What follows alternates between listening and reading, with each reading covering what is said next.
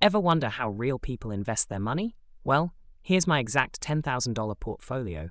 No fluff, just real numbers. Here's the big picture. I've split my 10K into 4 key categories.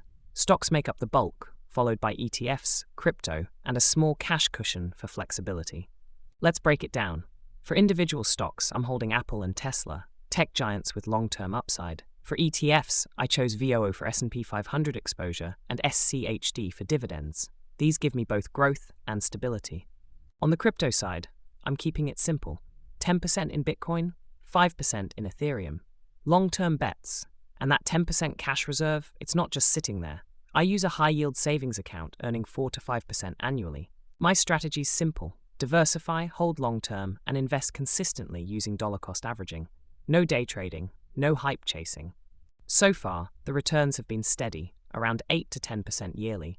But I know risks are part of the game, especially with crypto volatility. That's my real 10K portfolio. What would you do differently?